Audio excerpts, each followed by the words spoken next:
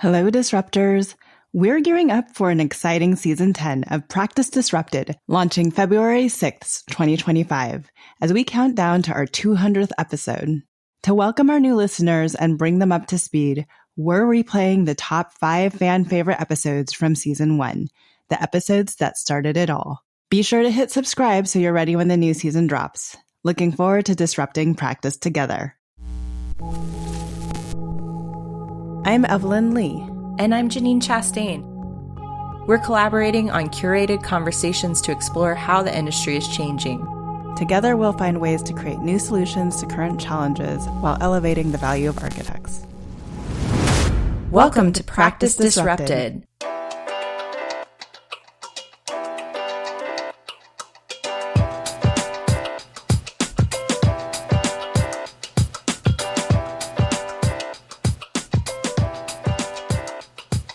Hey, Evelyn. Hi, Janine. Hi, listeners. Welcome back to Practice Disrupted.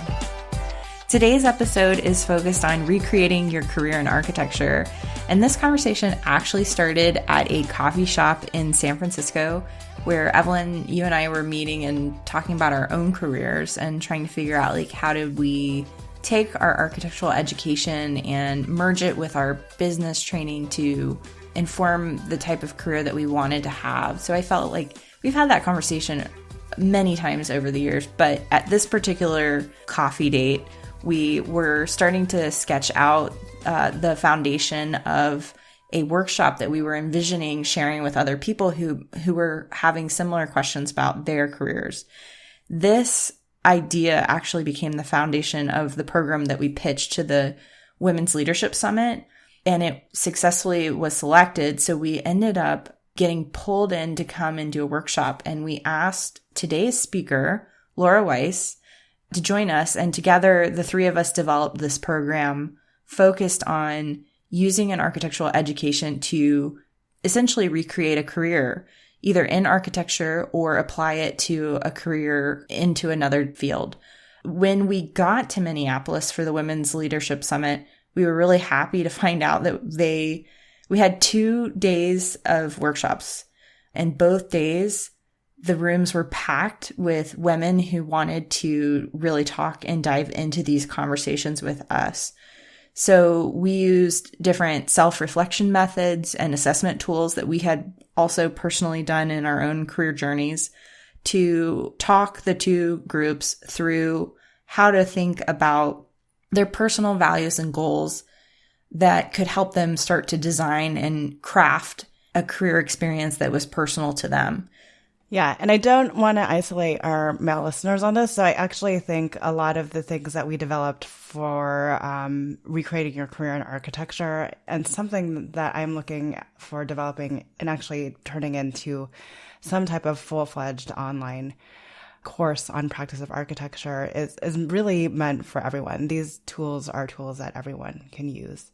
The interesting thing about Laura, not dissimilar from David Fano, an earlier guest on the podcast, is that she's one of those people that I actually just reached out to on LinkedIn. So for those of you who don't think LinkedIn is a powerful connector, here's 2 testaments to the fact that it is. And at the time when I reached out to Laura, I was looking for new opportunities. And we actually had several connections through public architecture. She started serving on the board the same year that I left to get my MBA. So our paths didn't cross over exactly, but it was enough of a connection to reach out and say, hi, I would love to have a conversation with you. She was also, if you looked at her profile, she transitioned out of her career as an architect and went on to work at IDEO, which I think a lot of architects who think about alternative career paths, IDEO is something as a company that continues to pop up on people's radars. So she had actually a very long and successful career as an associate partner and practice lead at IDEO. So after Laura and I had our first coffee meeting in San Francisco, I convinced her to apply to be a director at large for the Strategic Council at the AIA. And I actually also asked her to help me by moderating the Practice Innovation Lab in 2017. So Janine, why don't you go ahead and dive into the more official bio for Laura? Sure. And you guys are in for a treat. Laura is full of energy and very passionate about her subject matter. As a professional coach, facilitator, mediator, and consultant, Laura Weiss helps creative leaders engage in powerful conversations that drive change. A former licensed architect, Laura spent a decade with the global design firm IDEO as a practice director and associate partner. An expert in service design, she subsequently assumed leadership roles inside a variety of enterprises seeking to build their own capacity for innovation. Today, she leads her own practice, Design Diplomacy LLC, and is an adjunct professor at the California College of the Arts. Laura holds a B.Arch with honors from Cornell University, an M.Arch from Yale University, and an MBA from MIT Sloan School of Management. A lifelong learner, Laura has also earned a professional certificate in mediation and applied conflict studies from Champlain College in Burlington, Vermont, and her CPCC certified professional coactive coach credential through Coactive Training Institute, and she is also an ACC associate certified coach with the International Coach Federation.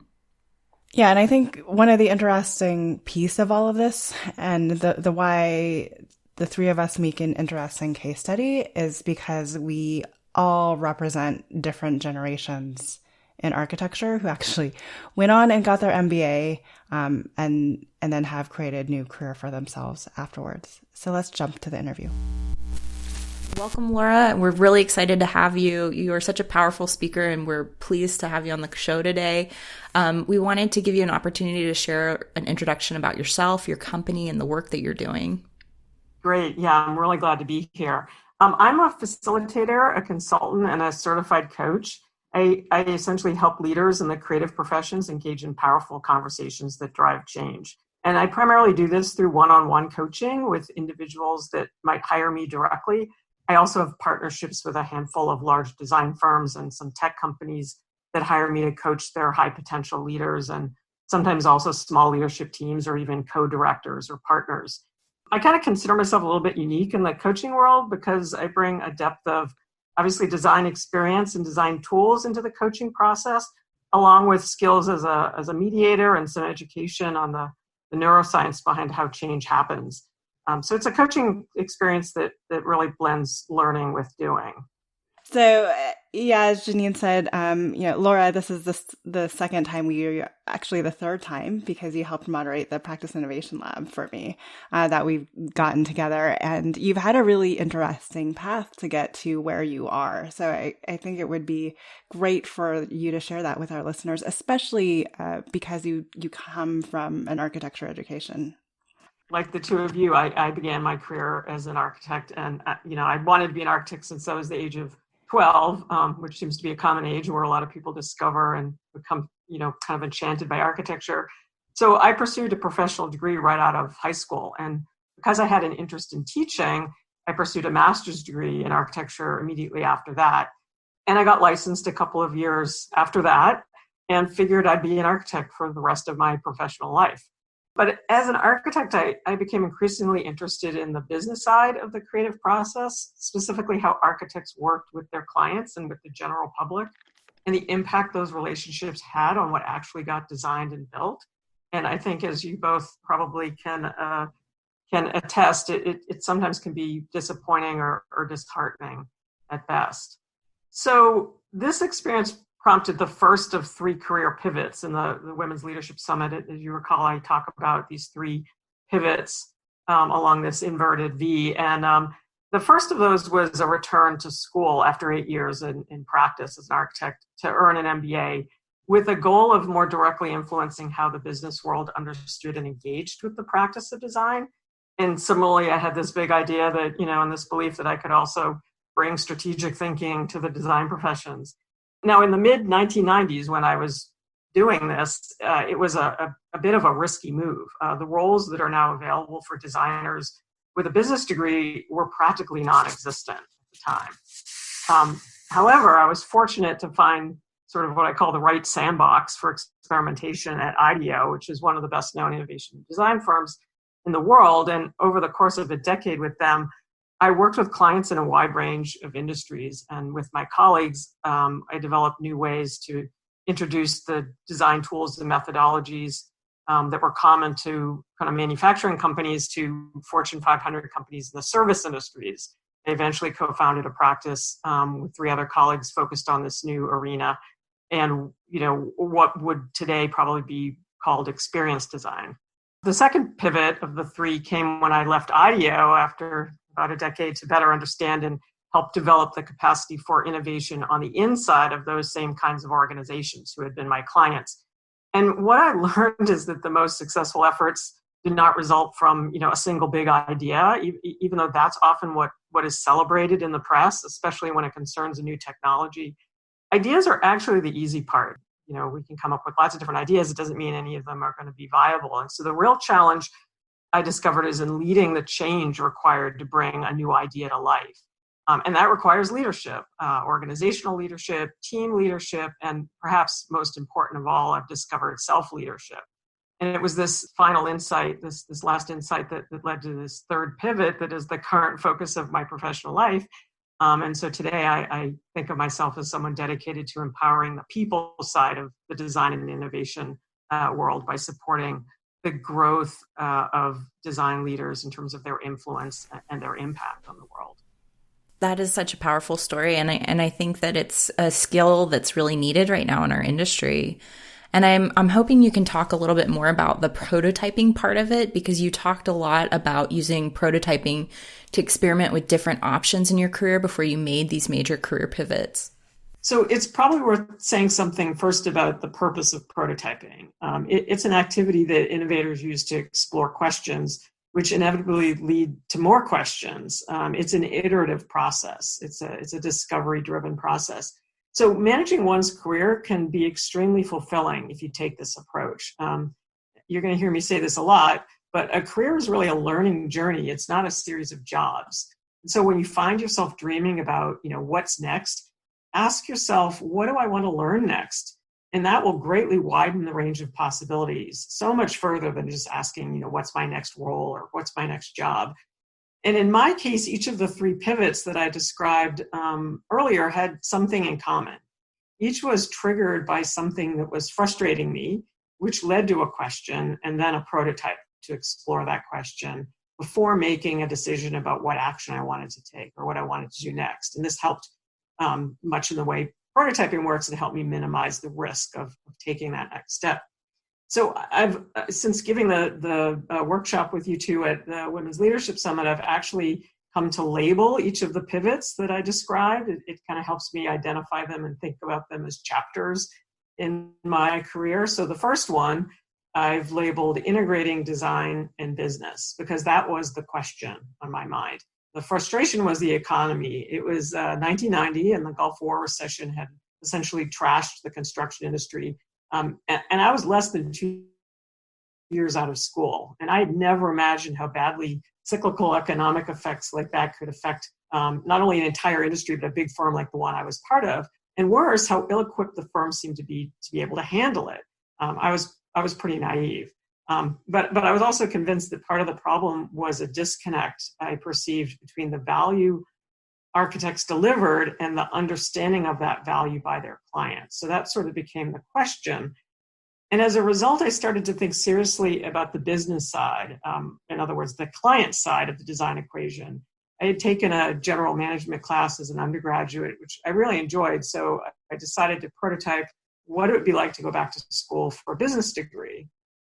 And so I enrolled in a non-degree executive education class at Harvard Business School, which was in my backyard. I was working in Cambridge at the time, and I had a very specific objective. If I did well and I enjoyed it, I would apply to business school, and that's essentially what happened.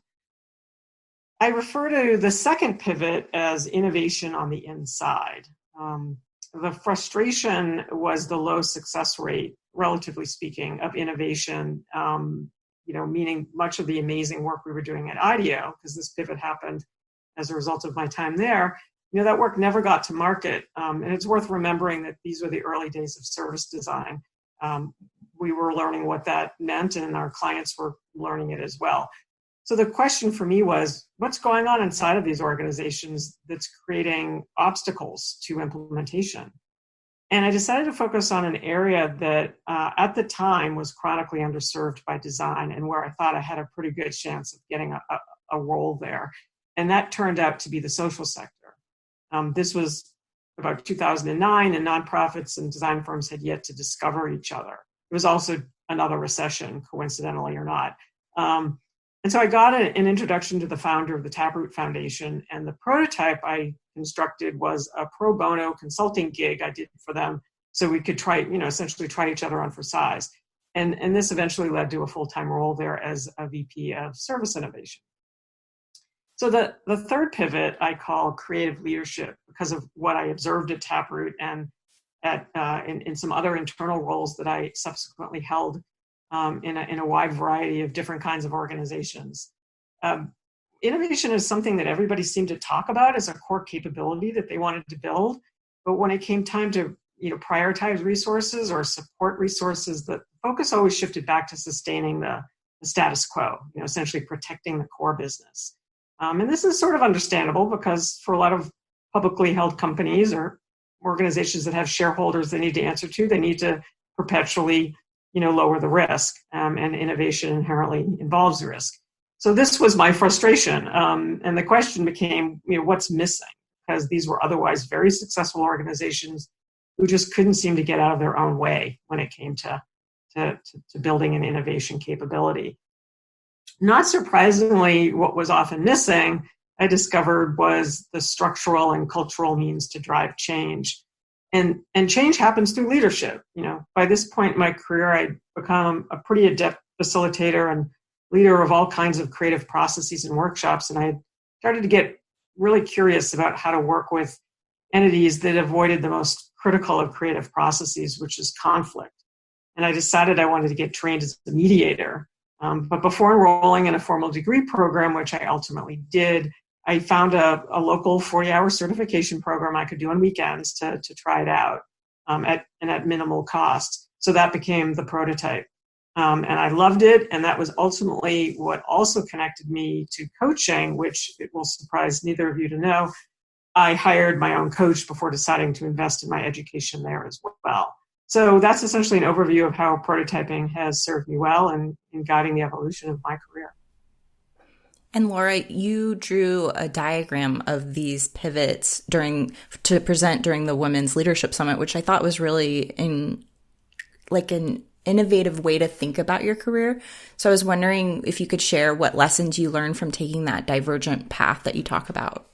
Yeah. And the diagram was the upside down V, right? So this idea of this ever divergent kind of path with no top on it, which is kind of interesting. But yeah, looking back on that journey I just sort of described, I had this interesting realization that every position I held since leaving architecture was essentially created for me. It was really weird and kind of mind-blowing. And I realized that was possible because, first of all, I took this prototyping approach and this very, discovery-driven approach, not really knowing what might be next. And I was able to do that because I was clear about what I was looking for, right? There was a learning experience or a hypothesis I wanted to discover or learn more about. In each case, I wasn't looking for a job. And as a result, I sort of was able to put myself in the right place at the right time. There's definitely some serendipity involved in all this, but, I think somebody once said, luck, I'm going to forget the phrase now, but it's sort of a combination of luck and experience, right? And another piece of it is having the courage to follow your instincts. We all have instincts. We all have things that we wish we would do or would love to do, but we oftentimes feel like it's too out there. It's too separate from what we're already doing, or we don't have the right experience. But, I took the clarity and the courage, and I think that's what's been able to, allow me to have a career journey that is happily divergent. Yeah, it's interesting to me that you talk about courage specifically, because I feel your last pivot actually happened fairly recently in your career. And I've actually been approached by a lot of people midway through their career that feel that they've dedicated so much time to architecture now. How could they ever consider doing something other than what they've already been doing? So Now that you've done career coaching and a self-assessment for yourself to gain more knowledge about your own journey that you talked about, what observations can you share from pursuing those experiences and the value of pursuing outside help, maybe to get that courage or get people over this thought process that they've committed so much time to one area that they can't make the switch? Yeah. And by the way, I had that the very first pivot, it was the hardest because I was essentially walking away from, 7 years of essentially gold-plated education and, licensure, and I had taught at the university level and, 8 years of practice, and all that investment, how do you walk away from it? So I've been there. And my response to your question starts with sort of the idea that anything you can do to gain some self-awareness is sort of key. And that's going to sound a little bit wishy-washy. So let me explain how that connects also to what the beauty of coaching is. Self-awareness is at the heart of all effective leadership. It's very hard to be an effective leader if you don't understand what's really what you bring and what's going on with you, right? Yet we rarely take the time or rarely have the resources to get to know ourselves. It's also because it can be an extremely uncomfortable process, because there's just stuff we each have that, we kind of maybe want to let go of, or, it's no longer serving us. And coaching is actually an extremely powerful process to support this process. So first thing I'll say is never hire a coach who has never worked with a coach themselves, because they can't take you someplace they haven't been themselves. And coaching is right now still an unregulated industry. Anybody can hang out a shingle and be a coach. And unfortunately, some are more effective than others. So I always like to say that a good coaching experience that's worth pursuing focuses on the future. It has nothing to do with what happened in the past. That's more the domain of therapy. It's very future-oriented, and it's very much oriented on investing in your own natural strengths in order to grow and evolve. It's not about fixing something or backfilling your weaknesses. And there are 3 aspects of coaching that I think make it incredibly valuable and that also differentiate it from other helping services such as mentoring or therapy.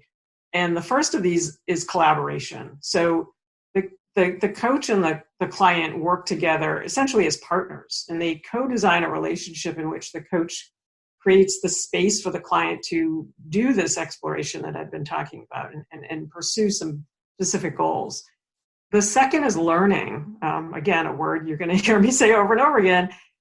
Coaching is an opportunity to recognize really what's most important in someone's life, and to get really curious about it and to explore things from new perspectives. So back to your question, Evelyn, about sometimes we just can't get out of our own way. That's usually a matter of looking at things through only one lens or through the default or familiar perspective.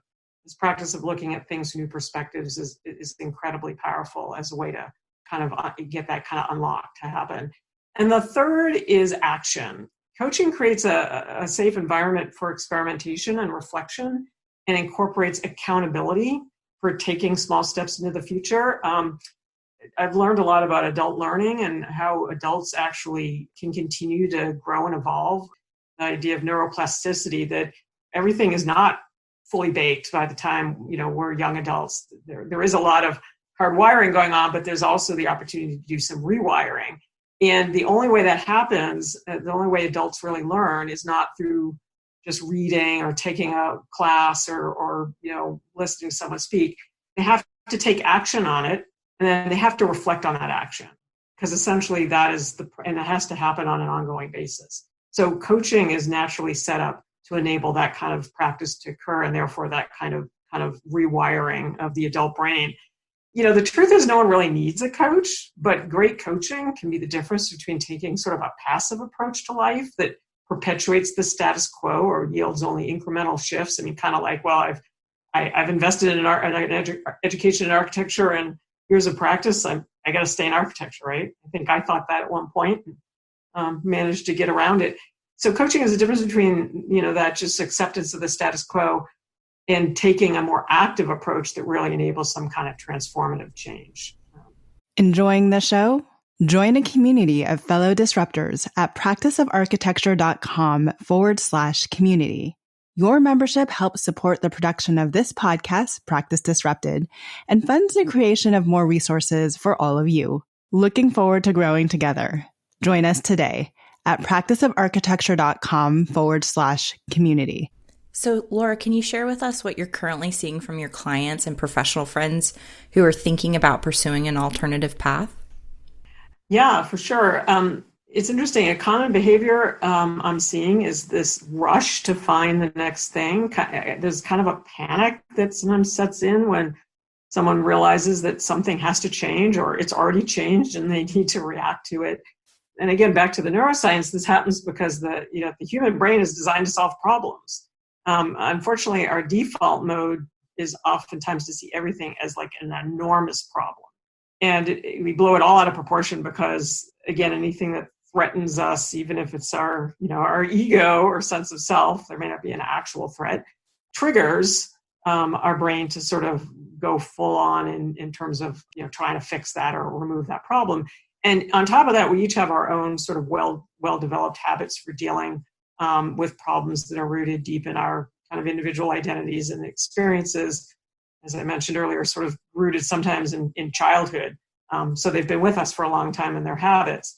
And I'd say, so on top of all that, and on top of just being humans, designers, indeed, like all professional service providers, make their living by solving problems. So when we're faced with an issue, a challenge, a dilemma, we kind of head straight to solutioning, right? It's like our happy place. Unfortunately, I think this default mode can cause problems when it comes to our own development, especially around things like a career trajectory. There's a risk of simply moving from like having a job to finding a job without any exploration in between. And I had an interesting insight the other day that this is actually playing out on a much larger stage right now with the tragedy of racial injustice. There's this compulsion to go straight to sometimes seemingly superficial solutions, right? Let's make a big statement. Let's offer some new training, introduce some new policies, make some financial donations. And while all of those things are wonderful and taking action just in general is not inherently bad, sometimes these kinds of reactions are unconscious attempts to sort of make a problem go away instead of actually spending time learning why is it a problem in the first place? What is going on systemically? That's true in the case of racial injustice. It's actually true in the case of us as individuals trying to figure out what's next for us. In the case of our own careers, we can ask the question, do we just want to get the next job, or do we want to discover how our next role could be truly meaningful to us, right? Because our work is part of a bigger system of self that values more than just a steady paycheck. There's all sorts of other things that provide meaning and fulfillment in our lives. So what I'm seeing in what's become part of my coaching is this need to go from an awareness that something needs to change, back to the career thing, we want or need to take the next step in our professional journey, to an understanding of why we are where we are and where we really want to go next. So I find myself guiding my clients away from a next step that looks like, it's just about finding a job, right? The tactics around networking and resume writing, which I don't do, right? But that's what's on people's minds, that level of, tactics. And instead encouraging them to take a pause for reflection and exploration. And to be clear, this is not about having resources, as in, I have enough money in the bank to take time off and figure out what's next for me in this kind of leisurely manner. It's about using your time smartly and making this an ongoing practice. An ongoing practice of exploration and curiosity, not just something you need to do reactively when your back is against the wall. At the end of the day, it's really about slowing down, which sometimes seems counterintuitive when it comes to things like jobs, and it's about being thoughtful. Do we want to continue down the current path, or do we want to do we really wish for something else? And here it's worth adding that this is not about being right or wrong with your next move. There actually is no single path to professional success. And by the way, you get to define what success looks like, which is, again, another hard thing to do because we've been socialized to believe that success looks like certain things along the way. What it is about being deliberate and being honest with yourself, right? It's back to that clarity and courage. It's about learning. So that's a long answer to the question about what I'm seeing from people who are, looking at what's next for them on their career path. So Laura, why don't you tell us a little bit more about how you're specifically helping creative professionals with their careers in your new business? Yeah, great. So interesting enough, I don't consider myself a career coach. I consider myself sort of a whole life coach, because I kind of think of career as part of a system that is comprised of many aspects of our lives, right? So the question is really this: how do I help people actively manage change? Because, a change in a career might trigger a change in professional life, or vice versa, or where one lives, or how we want to spend our free time. So it's about kind of actively managing change. So if we build off of the idea I talked about just a moment ago about, building in that pause for reflection between awareness that I want to make a change happen and actually doing something about it. Once you release yourself from that idea of I have to just solve the problem, like as in I need to get a new job right now, you can set yourself onto a path where you will likely find a better fit that maybe is more fulfilling, and not just another job that pays the rent. So that doesn't mean, we're always looking for our dream job. In fact, I don't think that such a thing actually exists. But you're just looking for that one next step. What's the one step in the best direction for you? Again, remember, it's all about learning, and there is no right or wrong. It's a process of examining your current situation. This is a theme I mentioned before. And maybe letting yourself be a little bit uncomfortable with what you might discover about yourself, and be open to what you might learn, right? There's wisdom deep inside of us that it's just waiting, to be discovered, but we don't usually have the time or the resources to kind of, meaning the skills to sort of tap into that. And so that's a lot of what I do as part of my coaching practice. Now, because your audiences are a lot of designers, I've actually come to believe that designers have an advantage when it comes to this kind of exploration, and that they can kind of put the training and skills they apply to their work with their clients to work for themselves. So things like being curious, making, observations, brainstorming and prototyping, and of course, this amazing ability to imagine a better future, right? These are all things that are part of the design process. And it's sort of what we need to do for ourselves. So it's important to be able to lead ourselves during that process, meaning we also need to manage anxiety and stress that's inevitably sometimes part of dealing with difficult times such as we're in now. Because again, as I continue to geek out on neuroscience, I've learned that, physiologically, if we are under stress, right, if the hormone cortisol has been released and is coursing through our bodies, it actually inhibits our ability to be creative and to think creatively, because our body's in survival mode. And so the ability to learn how to sort of self-manage, calm oneself down is a part of this process also.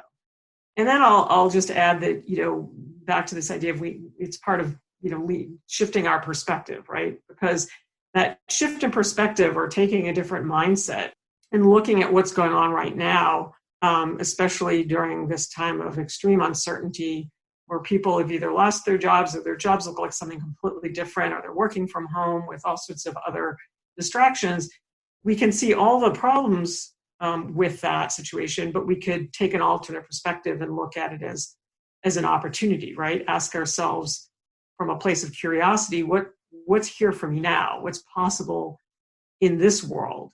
Instead of living in the past, like, oh, it was so great way back when we could do X, Y, Z, or a fear of the future that we're assuming may or may not happen. The only thing you really have any control over is the present. And so I oftentimes will work with clients to take that alternate perspective, understand what's right in front of them right now, and will help with that immediate next step. Laura, it sounds really exciting what you're doing. And I guess we want to know, how can people get in touch with you if they want to work with you? And can you give an example of some of the stuff that you're kind of exploring right now with your work? Yeah, sure. First of all, people are always welcome to get in touch with me through my website, which I think are in the program notes. There's a form you can easily fill out, and I will set up a time with you to have a complimentary coaching session or just a conversation. Those are always available through contacting me that way. And I work with people on a whole range of topics, usually on this general topic of change, but as you point out, Janine, it's a lot of it right now is around career. So maybe by way of illustration, I did have an interesting recent conversation with a prospective client that maybe illustrates some of the themes I've been talking about on this podcast. And this individual came to me after only being out of graduate school for 3 years. He had a master's in architecture. And at 3 years, he was wondering how to pivot. That was literally his request. And what he had said in his original note to me was it takes too long to progress in architecture. After 3 years, I can see that. Should I get an MBA? Should I go work for a developer? It was an instant, here's the logical next thing. I just need a new job. So, and granted, this was just a 20-minute call I had with this individual. And the first place we started was really with the question of what did you love about architecture, right? Just sort of taking it back to a way to gently reveal the undercurrent of values, like what really still makes this person run, what gives them energy, what motivates them. And it obviously, to have made an investment in architectural education, there was something about the practice or the discipline of architecture and design that's still there. So we spent some time talking about that. And then what is often, a lot of this is organic, certainly, and you're being highly responsive to what the prospective or current client brings up, right? There's nothing formulaic about this. But we shifted over from that point of what do you value to, well, what is your dream, right? If you could right now do the thing that is really calling to you, what would it look like? And that becomes sort of an interesting free-form, extemporaneous sort of description. But this individual had no hesitation, right? He had something in the back of his mind. We all do. Sometimes it's moved to the foreground and it's screaming at us like, this is what we want to do. A lot of the times we're holding it back, right? Because it doesn't seem possible. It seems too weird. I don't have the training for it, et cetera. But, getting that out there and getting the individual to articulate that is very revealing for them as well. And then you can do this shift, through the coaching of, instead of saying, well, how do you go, let's strategize how to get that job or that role. I shifted it back to this notion about, an experience. In other words, what's the next learning experience you need to be en route to achieving that dream, right? What's just the very next thing? Because this person had in mind something that wasn't too far afield from what they currently had training in, but it was different and it would have required some additional experience. And so all of a sudden, leaving them or bringing the client to a world of possibility is a huge part of what coaching does, as opposed to like, well, let's look at all the things that are not possible or all the things that are going wrong. It's the what is going right. What's possible from here, as I said a moment ago. And from that point, we can start to get very granular. This is where the action comes in, and actually articulate the purpose of whatever it is you're going to do next, right? With that goal of one step towards the dream. And it's not about income, right? There are a lot of ways to get income, right? And I don't say that flippantly. I know it's, job scarcity is a thing right now, but if you're putting income at the front of the line in terms of what it is that's driving you, you won't be driven by your values anymore, unless your value is, money at all costs. And that's rarely the case with most human beings. So it's about articulating the purpose of the next move. What do I want to learn in my next role? That all of a sudden becomes very actionable and very achievable, because then you can ask the question of, well, where do I go to get that information? Who do I know that I can talk to in my, what's right in front of me in terms of my inner circle, the people I have contact with, or even second degree contact with, that I can start that dialogue with. And it turns out this individual knew someone in the exact role he had articulated as their dream role for him. So it's sort of a matter of, a little bit of synthesis and connecting the dots, but all of a sudden, instead of it being this elusive, I've got to get out of architecture and I don't know what to do next. Again, that's the going straight to the end game. It's stepping back to sort of what is that first step? And you do that by understanding, what do I want to learn next, not what's the next job I need to have. So I started to think about this approach as allowing you to reset your career management strategy from one of moving away from something. Like, I got to get out of this job, I got to get out of this profession, I got to get out of this whatever, this firm, and reframing it, again, shifting the perspective to moving towards something. And that's going to be much more aligned with individual values than taking the kind of the default problem-solving approach. That's really great. There's so many different takeaways, I think, in this entire conversation. And I know you said you've said a few of them a lot, like learning, but I think it's almost necessary to continue to emphasize those points. I'd love, if you were to kind of wrap this up in 3 or 4 bullet points, what would you like our listeners to really walk away with? Thank you. I appreciate the opportunity for that. And I had looked back at the takeaways the 3 of us had offered during the Women's Leadership Summit. And I'd say for the most part, it's always heartening to say, yeah, these still make sense, but I've maybe embellished them a little bit. So I'll kind of revisit them here. The first takeaway I'd offer is to just accept that there is no playbook. There is no secret manual somewhere that all leaders in whatever your industry or business you aspire to be in have kind of discovered and utilized. There is no playbook. It is we're all figuring this out as we go along, right? And as I've said before, take a discovery-driven approach. It's kind of cool if you think about, like, we're all still trying to figure it out. Everybody is in the same boat in that way.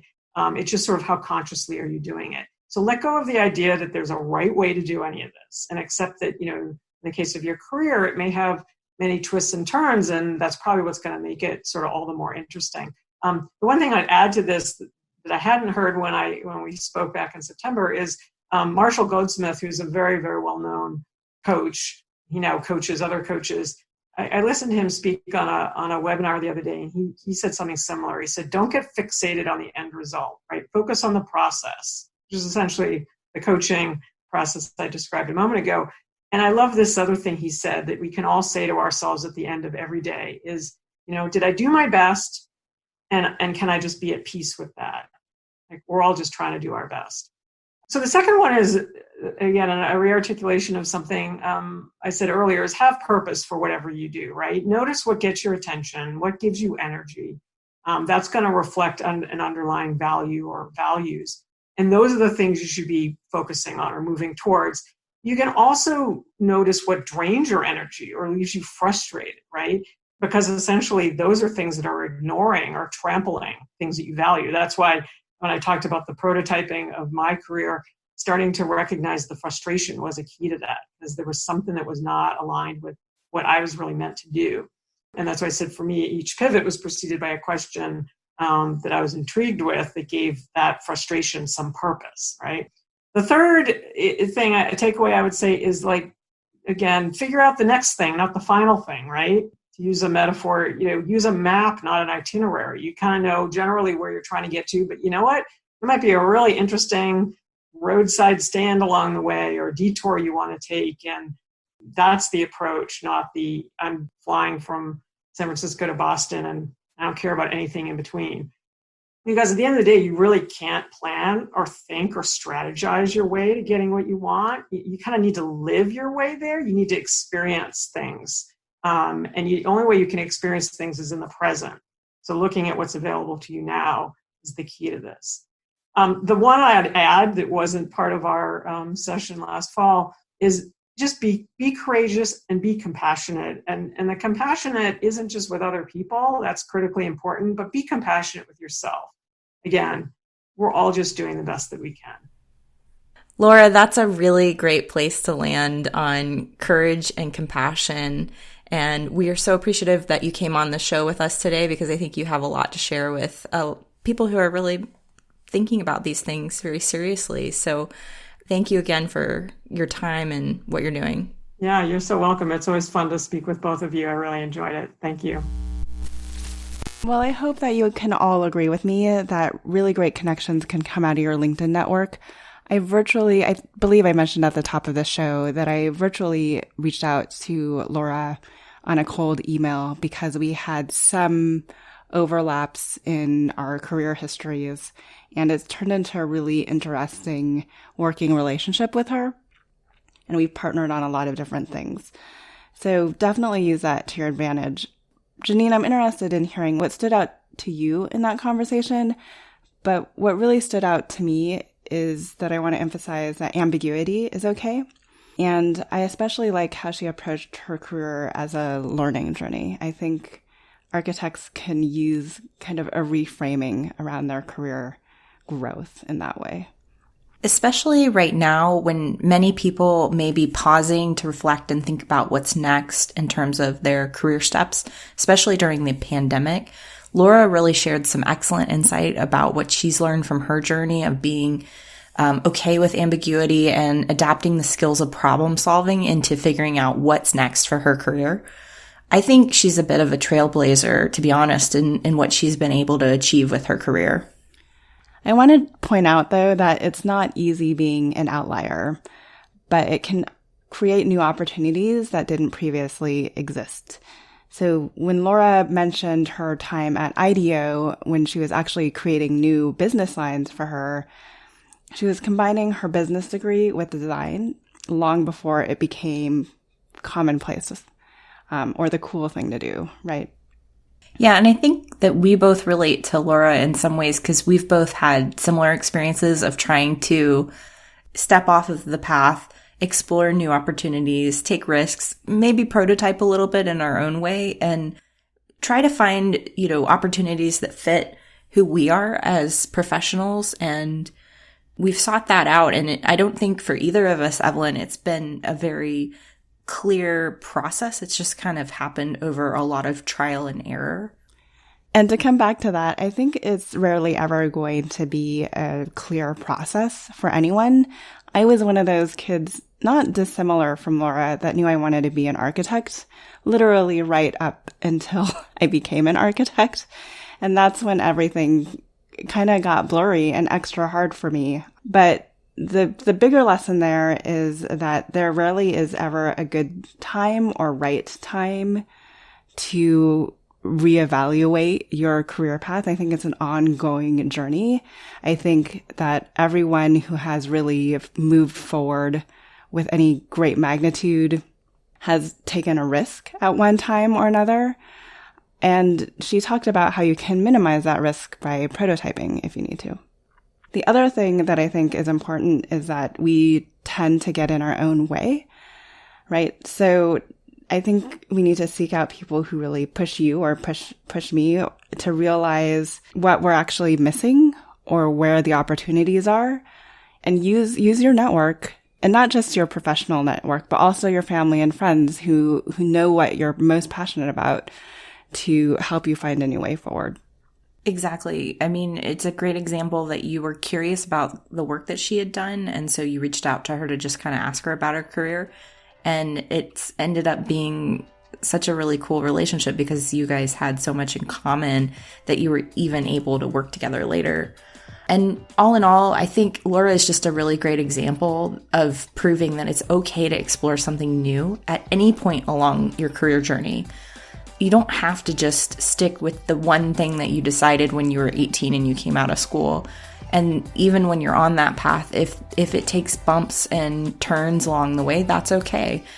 I loved her closing thought that she left with us, that it's really not about the final thing, but more so about the next thing. And it's really about taking those progressive steps forward that leads you to the place that you're supposed to go with your career that finally fits. Absolutely. I agree. And I think that's a great place to end our conversation. Thank you for listening, and we'll see you next week.